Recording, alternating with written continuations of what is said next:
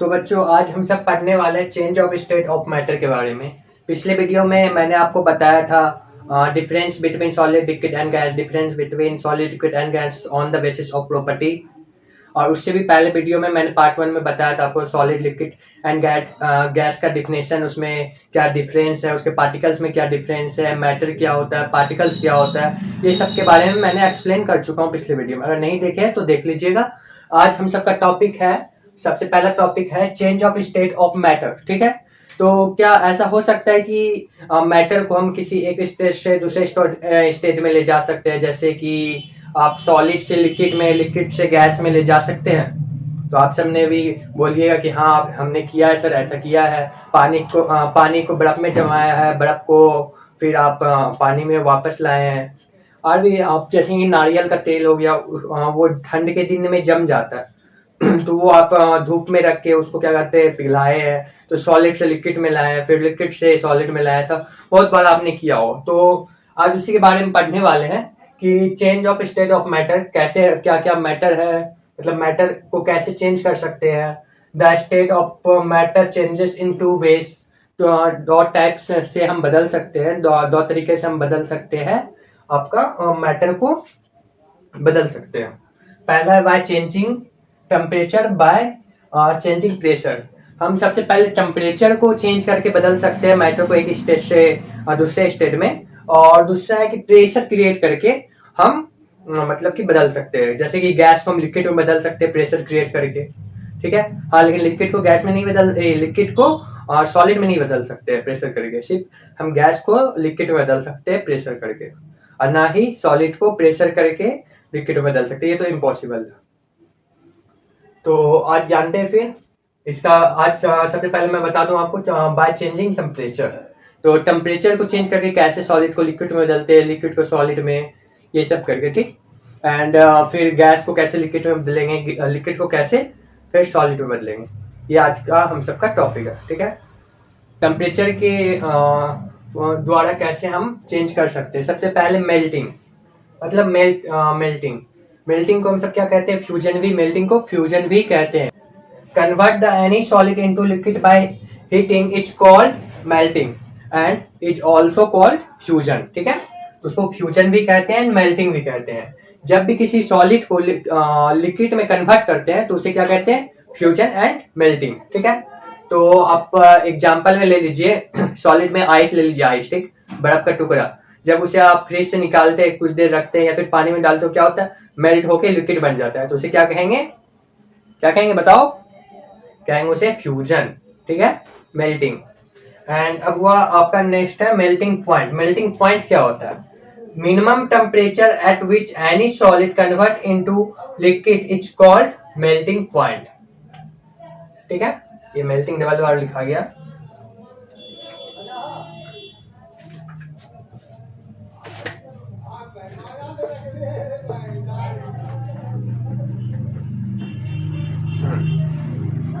Minimum temperature at which any solid convert into liquid is called melting point. मतलब वो minimum temperature, सबसे कम temperature जिसमें कि कोई भी सॉलिड लिक्विड में बदलना स्टार्ट होता है, उसे क्या कहते हैं, मेल्टिंग पॉइंट कहते हैं। ठीक है, तो आप एग्जांपल ले लीजिए, आइस का ही ले लेते हैं। आइस का मेल्टिंग पॉइंट क्या है, 0 डिग्री सेल्सियस, 0 नहीं 0 डिग्री सेल्सियस। ठीक, फ़ारेनहाइट या फिर केल्विन नहीं लेना, सेल्सियस में हम बता रहे हैं। 0 डिग्री सेल्सियस में आपका बर्फ क्या होता है, पिघलना स्टार्ट होता है। और एक मजे की बात पता है, वो 0 डिग्री में जमना भी स्टार्ट होता है। मतलब 0 डिग्री से जैसे कम होगा वो जमना स्टार्ट हो जाएगा, मतलब 0 डिग्री से स्टार्ट हो जाता है जमना।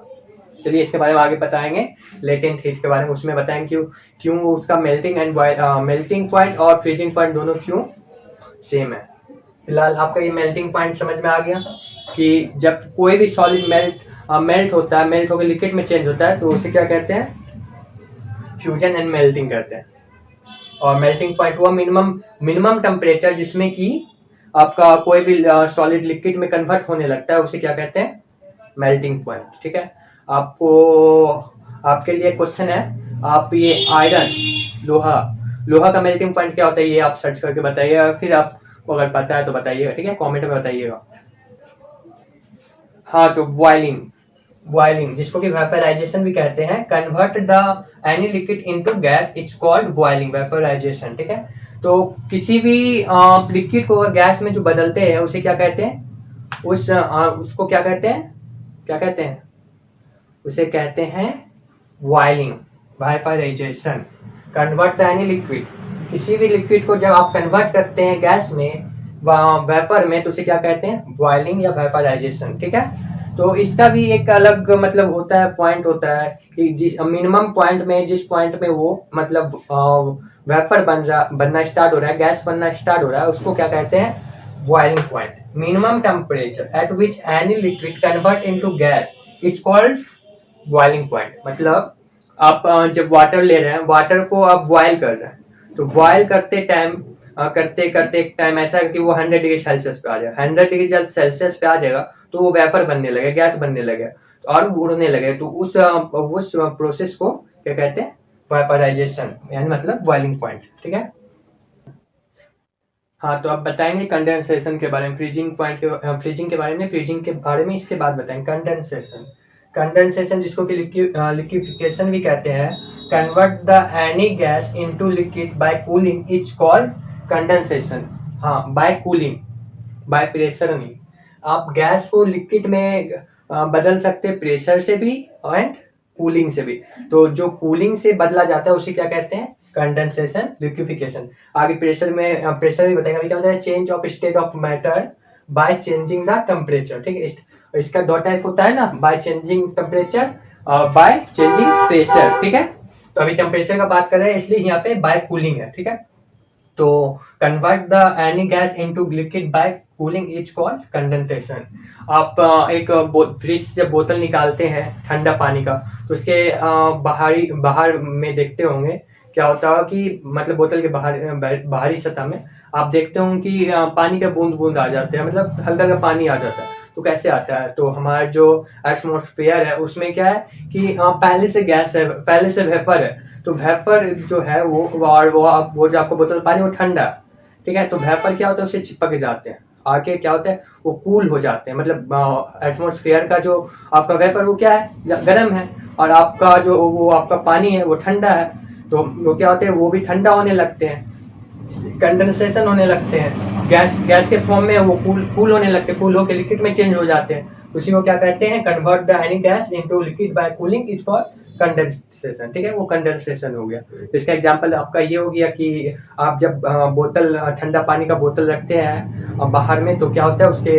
उसमें बोतल के ऊपर आपका पानी आ जाता है। वो कैसे आता है? कंडेंसेशन के द्वारा आता है। ठीक है, कंडेंसेशन प्रोसेस के द्वारा आता है। ठीक है, अब इसके बाद आपको बताएंगे फ्रीजिंग पॉइंट। ठीक है, फ्रीजिंग पॉइंट, फ्रीजिंग, हाँ, तो फ्रीजिंग को हम सब सॉलिडिफिकेशन भी कहते हैं। Convert the any liquid into solid bye cooling, it's called freezing. ठीक है, आप लिक्विड को जब सॉलिड में फ्रीज करते हैं तो उसे क्या कहते हैं? फ्रीजिंग कहते हैं।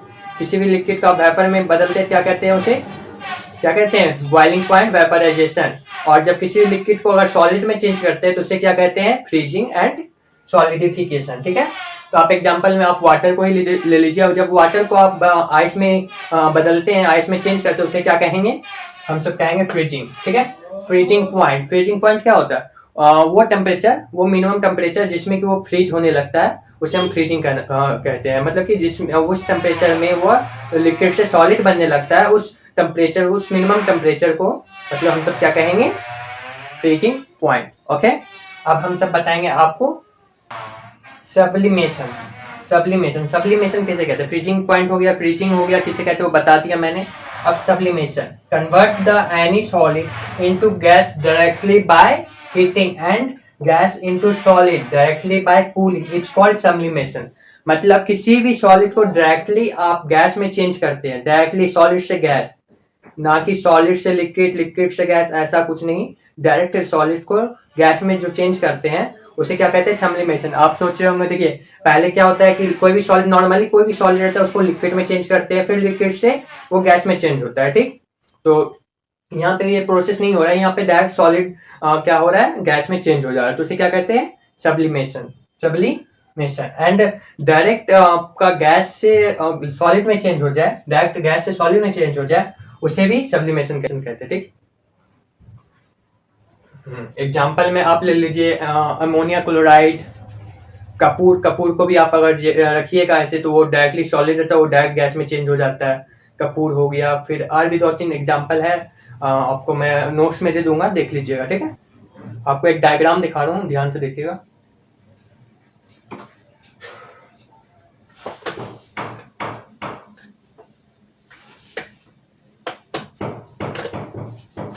हाँ तो बच्चों, मेल्टिंग, ये देखो सॉलिड से लिक्विड और लिक्विड से गैस। सॉलिड को जब हीट किया जाता है तो वो लिक्विड बनता है, heat bye heating, and liquid को जब हीट किया जाता है तो वो गैस बनता है। ठीक, एंड जब गैस को कूल किया जाता है तो लिक्विड बनता है, एंड लिक्विड को कूल किया जाता है तो वो सॉलिड बनता है। ठीक है, तो सॉलिड को लिक्विड में चेंज करने की प्रोसेस को क्या कहते हैं, मेल्टिंग, एंड लिक्विड को गैस में चेंज करने की प्रोसेस को बॉइलिंग, वेपराइजेशन, एंड मेल्टिंग को हम जब फ्यूजन भी कहते हैं, एंड गैस को लिक्विड में चेंज करने की प्रोसेस को कंडेंसेशन भी कहते हैं, एंड लिक्विड को सॉलिड में चेंज करने की प्रोसेस को फ्रीजिंग भी कहते हैं। ठीक है, और डायरेक्टली सॉलिड को और हम गैस में बदलते हैं तो उसको सब्लिमेशन, एंड या गैस को डायरेक्टली हम सॉलिड में बदलते हैं तो सब्लिमेशन उसको कहते हैं। ठीक है, तो जैसे कि आप कपूर ले लीजिए, कपूर को अगर आप रखिएगा तो वो डायरेक्ट वेपर में चेंज हो जाता है। ठीक है, आप ड्राई आइस को ले लीजिए, वो भी उसके साथ भी कुछ ऐसा ही होता है, और फिर अमोनिया क्लोराइड, वो सबके साथ भी कुछ वैसा ही होता है। पहले पढ़ चुके हम सब बाय चेंजिंग टेम्परेचर, टेम्परेचर को चेंज करके हम सब सॉलिड को लिक्विड में, लिक्विड को गैस में किए। अब क्या करेंगे, प्रेशर क्रिएट करके गैस को हम सब क्या करेंगे बताओ, गैस को लिक्विड में चेंज करेंगे। हाँ, प्रेशर क्रिएट करके ना आप लिक्विड को सॉलिड में चेंज कर सकते हैं और ना ही सॉलिड को लिक्विड में चेंज कर सकते। क्यों?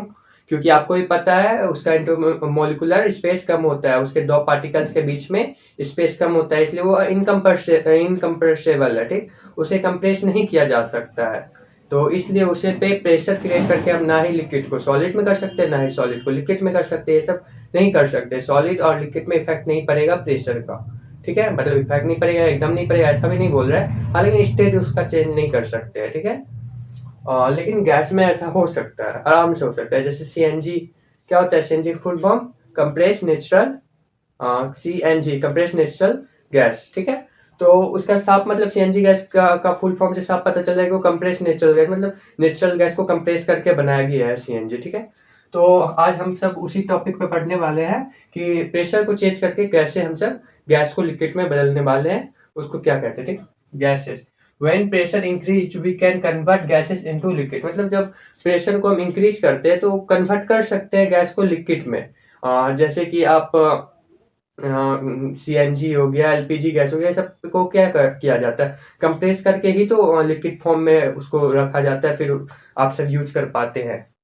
आप सब तो नहीं, लेकिन बहुत लोग यूज करते हैं। नॉर्मली आप घर में सीएनजी सब का यूज नहीं करते हो, बट सीएनजी का यूज आपका ये क्या कहते हैं टोटो सब में होता है, टेम्पो सब में होता है वगैरह, बहुत पार्ट भी बहुत जगह होता है। Pressure can't change the state of solid and liquid as both are incompressible. मैंने बताया दिया कि सॉलिड और लिक्विड इनकम्प्रेसिबल होते हैं, बहुत कंप्रेस हो सकते हैं, और सॉलिड का तो कंप्रेस भी नहीं हो सकता है। बहुत बुक का कहना है कि वो सिर्फ वाइब्रेट कर सकता है, बहुत का कहना है हल्का से कंप्रेस हो सकता है, तो इस पर कोई इफेक्ट नहीं पड़ता है इसका। ठीक है, तो ये बहुत ही बाय चेंजिंग प्रेशर, ये कोई लंबा टॉपिक है नहीं, बस एक ही है चीज़ है कि आपको सिर्फ गैस को कन्वर्ट कर सकते हैं आप लिक्विड में, बस इतना ही है, इसमें सॉलिड लिक्विड का कुछ है नहीं। तो चलिए, ये टॉपिक तो आपका बहुत 2 मिनट में कंप्लीट हो गया।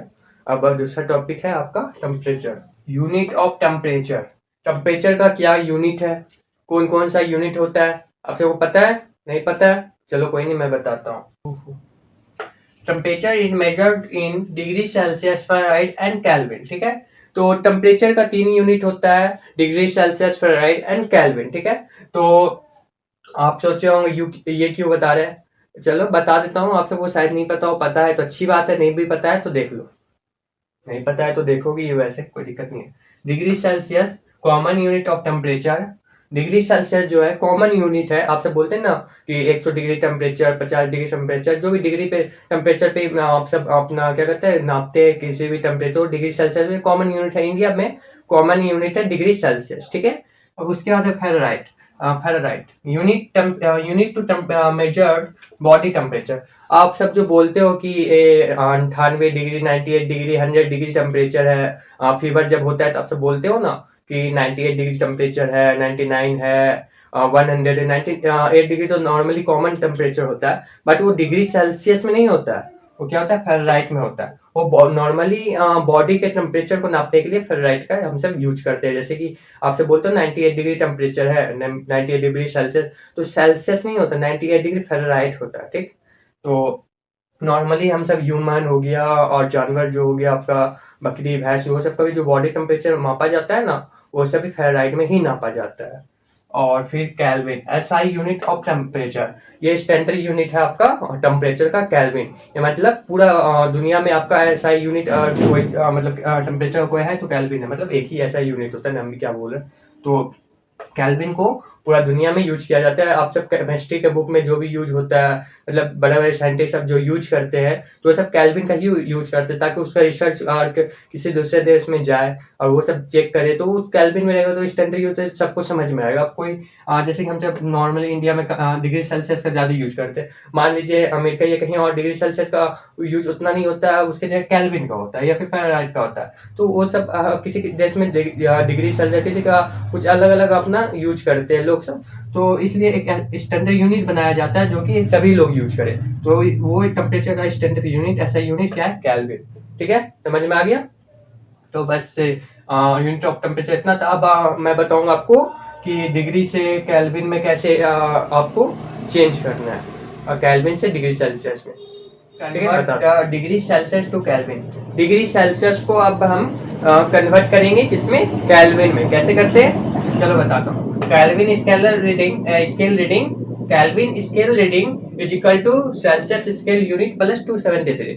मतलब केल्विन का जो रीडिंग होगा, केल्विन का जो टेम्परेचर होगा, उसको हम सब क्या करेंगे, सेल्सियस, जितना डिग्री सेल्सियस होगा उसमें क्या करेंगे हम सब 273 प्लस कर देंगे। मतलब अगर हमको कोई भी डिग्री को केल्विन में चेंज करना है, तो जितना डिग्री टेम्परेचर उसमें 273 क्या करेंगे, प्लस कर देंगे। चलो एग्जांपल से समझते हैं, ठीक है। एक नंबर एग्जांपल, मान लो 300 डिग्री सेल्सियस है, ठीक। इसको केल्विन में चेंज करना है, कैसे करेंगे, वेरी इजी। देखो 300 प्लस 273, ठीक है, कितना आ जाए, चलो बताओ। 573, ये हो गया केल्विन, ठीक है। चलो दूसरा एग्जांपल, मान लो 100 डिग्री सेल्सियस है, ठीक। अब इसको क्या करना है बताओ, इसको केल्विन में चेंज करना है, कैसे करेंगे, 100 प्लस 273, तो कितना आएगा, 273, ये हो गया केल्विन। तो अब बताओ, केल्विन को अगर डिग्री सेल्सियस में चेंज करना हो तो, ये तो डिग्री सेल्सियस को हम सब केल्विन में चेंज किए, अब केल्विन को डिग्री सेल्सियस में चेंज करना है तो कैसे करोगे बताओ। नॉर्मली इसमें उतना सोचना क्या, मान लो एग्जांपल यही लेते, ठीक। 300 डिग्री केल्विन है, ठीक। तो इसको डिग्री सेल्सियस में चेंज करना है, क्या करना होगा, मान लो अगर इसको डिग्री सेल्सियस में चेंज करना है तो 300 में क्या करना हो, 273 माइनस कर देंगे, सिंपल। कोई भी केल्विन को अगर डिग्री सेल्सियस में चेंज करना है तो उसमें 273 प्लस करेंगे, और अगर केल्विन को डिग्री में बदलना है तो उसमें माइनस करेंगे। तो बताओ जल्दी से, 300 माइनस 273 कितना आएगा, तुम्हारा आ जाएगा, बताओ कितना आएगा, जल्दी बताओ कितना आएगा। 10 में से 3 जाएगा 7, 9 में से 7 जाएगा 2, और बस 2 में 2 जाएगा 27 डिग्री सेल्सियस। मतलब 300 केल्विन को अगर डिग्री सेल्सियस में बदलते हैं तो 27 डिग्री सेल्सियस आएगा, ठीक है। तो दूसरा एग्जांपल लेते हैं, मान लो कि हमारे पास है 400 केल्विन, तो अगर इसको हमको डिग्री में चेंज करना है तो कितना आएगा, तो 400 माइनस 273, तो कितना आएगा, 127 डिग्री सेल्सियस, ठीक है।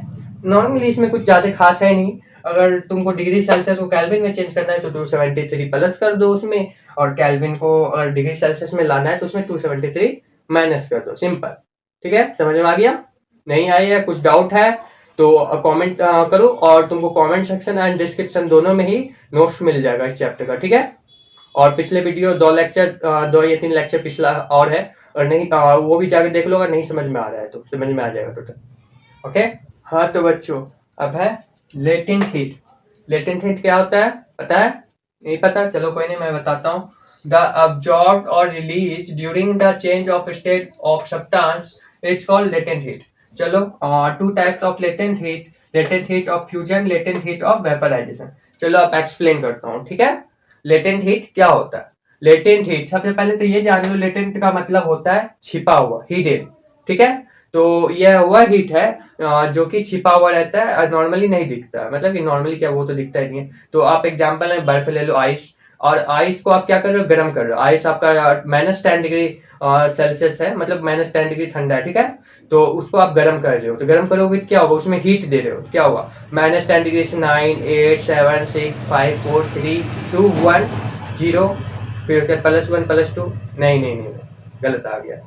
-1 के बाद क्या होगा? 0 आएगा, 0 पे रुक जाएगा जब तक कि वो पूरा सॉलिड से लिक्विड में ना बदल जाए। तो उस टाइम क्या होता है? देखो, -1 डिग्री सेल्सियस पे आया बर्फ, उसका 0 डिग्री सेल्सियस पे आया। ठीक, 0 डिग्री सेल्सियस पे आने के बाद वो क्या होता है ना कि वो जो बर्फ सॉलिड है, अभी तो आइस सॉलिड है, तो फिर क्या होता है? अपना गलना स्टार्ट करता है। वो जो हीट है वो क्या करता है? अपने अंदर अब्जॉर्ब कर लेता है, गलता है, गलते गलते जब तक वो पूरा लिक्विड नहीं बदल जाता है तब तक उसके बाद उसका टेम्परेचर, उससे पहले उसका टेम्परेचर नहीं बढ़ता, 1, 2, 3, 4 उसका डिग्री सेल्सियस नहीं जाता है। 0 डिग्री सेल्सियस पे वो क्या करता है? लिक्विड बन जाता है पूरा, और 0 डिग्री सेल्सियस पूरा मतलब अब्जॉर्ब करता है पहले, उसके बाद धीरे धीरे मतलब उस हीट को क्या करता है? अब्जॉर्ब कर लेता है। जैसे 0 डिग्री सेल्सियस पे आया टेम्परेचर, वैसे ही क्या करता है? वो अब्जॉर्ब कर लेता है, हीट को अब्जॉर्ब करने लगता है, और करते करते क्या होता है? पहले वो टोटली लिक्विड में चेंज हो जाता है, उसके बाद फिर उसका टेम्परेचर बढ़ता है। तो उस टाइम तक जो वो क्या हुआ? हीट तो मिल रहा है उसमें, लेकिन वो क्या कर रहा है? अब्जॉर्ब कर रहा है। लेकिन नॉर्मली आप किसी चीज को हीट दोगे, इसी को हीट दोगे, तो ये क्या होगा कि 1 डिग्री, 2 डिग्री, अभी जितना भी डिग्री इसका सेल्सियस होगा नापने के बाद, उसका तो इसका हीट बढ़ते जाएगा, इसका टेम्परेचर बढ़ते जाएगा, कहीं रुकेगा नहीं। ठीक है, लेकिन बर्फ के साथ ऐसा नहीं होता है। कुछ ऐसा सब्सटेंस है जिसके साथ कि ऐसा नहीं होता है, और वो लेटेंट हीट को शो करते हैं। ठीक है, लेटेंट हीट दिखता है उसमें, जैसे कि आपका आइस में दिखता है। ठीक, तो उसी को लेटेंट हीट कहते हैं, ज्यादा कुछ है नहीं। मैंने आपको बोला था पिछले वीडियो में, या बोला था कि आपका क्या कहता है कि लेटेंट हीट में मैं आएगा तो मैं आपको बताऊं कि आइस 0 डिग्री में जमता भी है, और क्या कहता है? गलना भी स्टार्ट होता है, मतलब उसका मेल्टिंग पॉइंट और फ्रीजिंग पॉइंट दोनों 0 डिग्री है। ऐसा क्यों? तो वो लेटेंट हीट के कारण है। जब वो 0 डिग्री में आता है तो क्या करता है? वो क्या होता है? गलना स्टार्ट करने लगता है, 0 डिग्री में, और वही आपका 0 डिग्री में ही वो है। जैसे आप फ्रिज में लग जाए, मान लीजिए फ्रिज का टेम्परेचर क्या है? -1 डिग्री मान लीजिए। ठीक, तो उसमें आप फ्रिज में रखें, और पानी का टेम्परेचर है मान लीजिए 20 डिग्री सेल्सियस। ठीक, पानी का टेम्परेचर 20 डिग्री सेल्सियस और फ्रिज का टेम्परेचर 0 डिग्री सेल्सियस। तो क्या होगा? वो पानी का टेम्परेचर धीरे घटते घटते घटते क्या होगा? घटते जाएगा, फिर 0 डिग्री पे जैसे ही 0 डिग्री पे पानी का टेम्परेचर आएगा, वो बर्फ बनने लगे, बर्फ जमने लगे, जमते जमते जमते जब पूरा बर्फ जम जाएगा तब उसका टेम्परेचर माइनस में जाएगा। ठीक है, और फिर यही प्रोसेस फिर सेम होगा। अगर आप बर्फ को निकाल के हीट देने लगिएगा तो 0 डिग्री में क्या होगा? सबसे पहले गलने लगेगा, धीरे धीरे गलते गलते जब वो पूरा लिक्विड बन जाएगा, फिर जब उसका टेम्परेचर बढ़ेगा। तो उसका इसीलिए मेल्टिंग पॉइंट और फ्रीजिंग पॉइंट आइस का दोनों सेम होता है, 0 डिग्री सेल्सियस, याद कर लीजिएगा। और लेटेंट हीट के बारे में बहुत बार पूछा भी जाता है, और इसका जो है 2 टाइप होता है, latent heat of fusion, latent heat of vaporisation. तो बच्चों, फ्यूजन का मतलब क्या होता है? मैंने बताया था ना, मेल्टिंग को हम सब क्या कहते हैं? फ्यूजन भी कहते हैं। और वेपराइजेशन मतलब बताओ? बॉइलिंग को वेपराइजेशन भी कहते हैं। ठीक है, तो लेटेंट हीट ऑफ फ्यूजन, हाँ, तो लेटेंट हीट ऑफ फ्यूजन में क्या होता है कि सॉलिड से वो क्या होता है? लिक्विड में बदलने लगता है। ठीक, सॉलिड से लिक्विड में बदलने लगता है। तो आप बोलोगे सर ये तो नॉर्मली फ्यूजन भी करता है, सॉलिड से लिक्विड में बदलने लगता है, बट इसमें कुछ ऐसा है कि आपका बिना उस टेम्परेचर पे पहुंचे हुए, मान लीजिए कि ये आपका मार्कर है, इसका मेल्टिंग पॉइंट है मान लीजिए 100 डिग्री सेल्सियस इसका मेल्टिंग पॉइंट है। ये 100 डिग्री सेल्सियस में मेल्ट होके लिक्विड बनने लगता है, ठीक। But latent heat of fusion में ऐसा नहीं होता है। मान लीजिए कि आप इसको ऐसे रख दिए, ऐसे तो मार्केट पिघलता नहीं है। आप एग्जांपल में ले लीजिए क्या कहते हैं गाटर, रबर जो आप सब लगाते हैं, मतलब कि देखते होंगे मिठाई सबका डब्बा में लगता है, बहुत जगह यूज होता है रबर का, वो रबर ले लीजिए, ठीक। तो उसका मान लीजिए कि क्या कहता है मेल्टिंग पॉइंट 100 डिग्री सेल्सियस है, बट आप नॉर्मली रख देते हैं, धूप में रख देते होंगे, तो क्या होता है देखिए मेल्ट हो जाता है, थोड़ा सा मेल्ट हो जाता है। क्यों होता है? लेटेंट हीट के कारण, ठीक। उसको तो 100 डिग्री सेल्सियस मिल नहीं रहा है। हमारा जो एटमॉस्फेयर है, हमारा जो वातावरण उसमें 100 डिग्री सेल्सियस है जो मेल्ट कर रहा है, नहीं ना। और 100 डिग्री सेल्सियस तो हम सब जिंदे नहीं होते, 60 डिग्री में हम सबका हालत खराब मर जाते, ठीक है। तो उसे कहते हैं लेटेंट हीट ऑफ फ्यूजन। मतलब बिना वो मेल्टिंग पॉइंट पे पहुंचे हुए मेल्ट होने लगता है, तो उसे क्या कहते हैं? Latent heat of fusion. और लेटेंट हीट ऑफ वेपराइजेशन, इसका क्या मतलब है ये समझाए तो आपको तो ये समझ में आ ही गया होगा, फिर भी मैं समझा देता हूँ। आप पानी लीजिए, पानी को आप फेंक देते हैं, मान लीजिए जाइए पानी को लेके छत पे फेंक दीजिए, ठीक। तो क्या होता है? पानी तो उड़ जाता है, लेकिन पानी का मेल्टिंग पॉइंट क्या है? मैंने बताया था, बताओ। 100 डिग्री सेल्सियस, सही बोले हो। तो 100 डिग्री सेल्सियस पानी का क्या होता है? बॉइलिंग पॉइंट होता है। वेपराइजेशन जो होता है वाटर में 100 डिग्री सेल्सियस में होता है, ठीक है। तो लेकिन आप जो छत पे पानी फेंके तो वो तो क्या होता है, कुछ देर में देखिएगा आपको पानी गायब हो गया, तो कैसे होता है? वो तो 100 डिग्री सेल्सियस पे पहुंचा नहीं, वो अपना बॉइलिंग पॉइंट पे पहुंचा ही नहीं, बट वो क्या होता है, गायब हो जाता है। तो क्या होता है? Latent heat of vaporisation boiling से होता है, ठीक है।